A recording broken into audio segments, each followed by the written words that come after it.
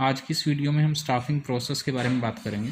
Staffing process को mainly हम 5 steps में डिवाइड करते हैं, जिसमें से फर्स्ट स्टेप है estimating the man power requirement.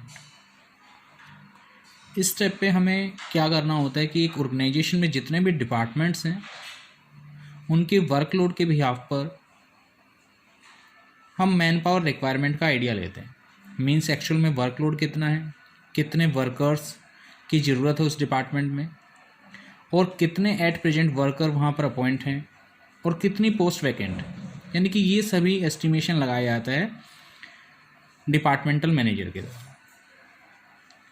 तो स्टाफिंग फंक्शन का सबसे पहला फंक्शन यही है कि estimation of man power requirement, और ये फंक्शन कौन परफॉर्म करता है? हर एक डिपार्टमेंटल मैनेजर। वो अपने डिपार्टमेंट में वर्कलोड को चेक करता है, ये देखता है कि कितने वर्कर्स या एम्प्लॉय उसे प्रोवाइड किए गए हैं ऑर्गेनाइजेशन की तरफ से, और एक्चुअल में वर्कलोड उस पर कितने वर्कर्स का है।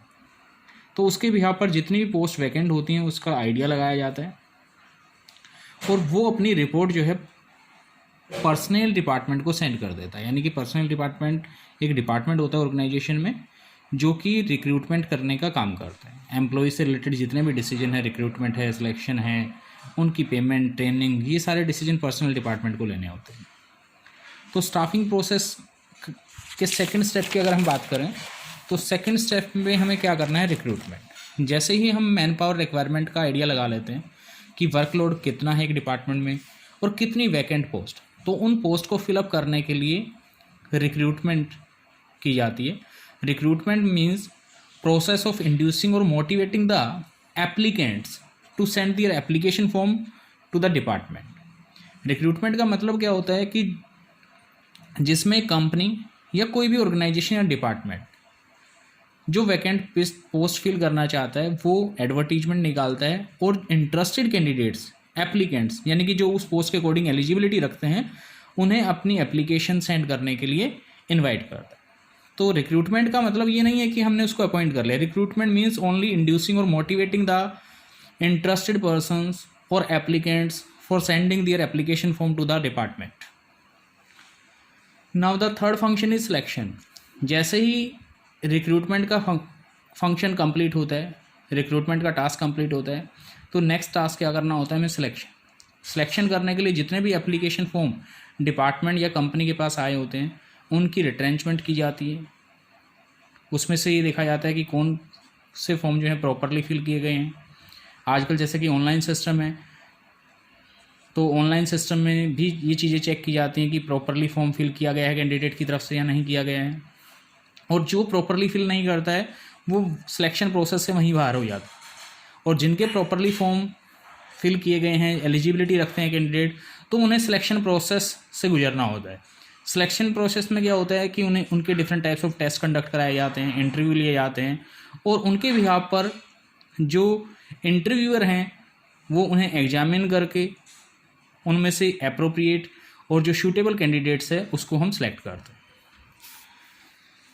जब सिलेक्शन हो जाता है तो अगला काम क्या होता है? Placement and orientation. Placement means कि जब एक एम्प्लॉय को या एक एप्लीकेंट्स को आप सेलेक्ट कर लेते हैं एक ऑर्गेनाइजेशन में, तो उसे प्लेसमेंट दी जाती है। मीन्स उसे वर्क असाइन किया जाता है, उसे उसकी जो पोस्ट है वो दी जाती है जिस पर वो काम करेगा।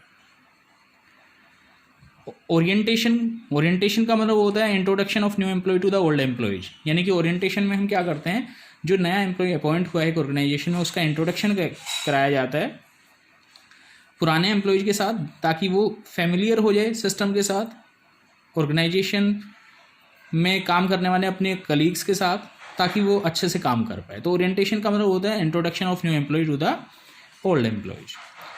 इसके बाद नेक्स्ट जो लास्ट स्टेप है वो है ट्रेनिंग एंड डेवलपमेंट। प्लेसमेंट के बाद टाइम टू टाइम ऑर्गेनाइजेशन क्या करती है? एम्प्लॉयज की ट्रेनिंग के लिए काम करती है। Different types of training program वो ऑर्गेनाइज करती है, सेमिनार लगाती है, जिससे कि उनकी स्किल को इम्प्रूव किया जा सके। मॉडर्न और लेटेस्ट टाइम की डिमांड के अकॉर्डिंग जो है उन्हें अपडेट रखा जा सके, तो टाइम टू टाइम उन्हें ट्रेनिंग दी जाती है। अब लार्ज स्केल ऑर्गेनाइजेशन की अगर हम बात करें तो स्टाफिंग प्रोसेस यहीं ओवर हो जाती है। यानी कि बड़ी ऑर्गेनाइजेशन की बात करें तो स्टाफिंग प्रोसेस यहीं ख़त्म हो जाती है। लेकिन स्मॉल स्केल ऑर्गेनाइजेशन में कुछ फंक्शंस और परफॉर्म किए जाते हैं। ये क्यों परफॉर्म किए जाते हैं मैं बता देता हूँ। लार्ज स्केल ऑर्गेनाइजेशन जो होती हैं उनमें अलग से HR डिपार्टमेंट होता है, ह्यूमन रिसोर्स डिपार्टमेंट, जिसका काम क्या होता है, वर्कर्स या एम्प्लॉयज का परफॉर्मेंस अप्रेजल करना, जो हम फंक्शन अभी पढ़ेंगे, उनके प्रमोशन के लिए डिसाइड करना कि उनको प्रमोशन दी जानी है या नहीं दी जानी है, कंपनसेशन यानी कि जो उन्हें पेमेंट की जानी है, उन्हें सैलरी कितनी दी जानी है, या मॉनेटरी फॉर्म में जो पेमेंट की जानी है वो कितनी की जानी है, ये सारा काम, ये सारी चीज़ें डिसाइड करना HR डिपार्टमेंट का काम होता है। लेकिन स्मॉल ऑर्गेनाइजेशन की बात करें, स्मॉल ऑर्गेनाइजेशन जो है अलग से HR डिपार्टमेंट नहीं बनाती हैं, क्योंकि वो उसकी कॉस्ट बियर नहीं कर सकती हैं, क्योंकि उसमें भी एम्प्लॉय अपॉइंट करने पड़ेंगे, सैलरी देनी पड़ेगी। तो जो छोटी ऑर्गेनाइजेशन होती हैं वो अलग से HR डिपार्टमेंट नहीं बनाती हैं, वो स्टाफिंग फंक्शन में कुछ और फंक्शन भी परफॉर्म करती हैं, जिनके हम बात करेंगे। जैसा कि क्लियरली यहाँ पर मेंशन है, ये लिखा भी है कि in most of the large scale organisation there is a separate HR department which perform the staffing function, but in small organization the line manager only perform of all the functions. So small scale organization in which there is no HR department include the following steps also in the staffing process. तो ये step भी small organization staffing process में ही include करती है। This is the performance appraisal.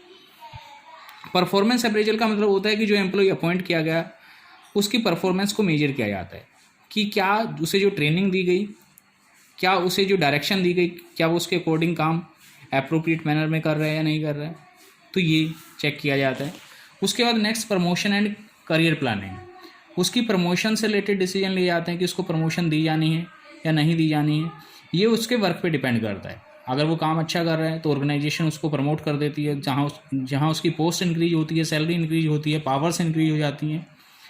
और last function का जो step है वो क्या है, कंपनसेशन। कंपनसेशन मीन्स जो उसे मॉनेटरी फॉर्म में पेमेंट की जानी है या उसके काम के बदले जो हम उसे पेमेंट कर रहे हैं सैलरी की फॉर्म में, वेजेज की फॉर्म में, वो डिसाइड करना।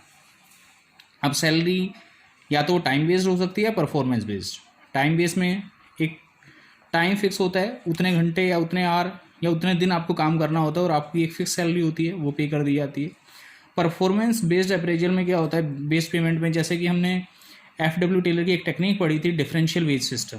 परफॉर्मेंस बेस में वही टेक्निक फॉलो की जाती है जिसमें एक टारगेट दिया जाता है और टारगेट के बिहाफ पर आपको पेमेंट की जाती है।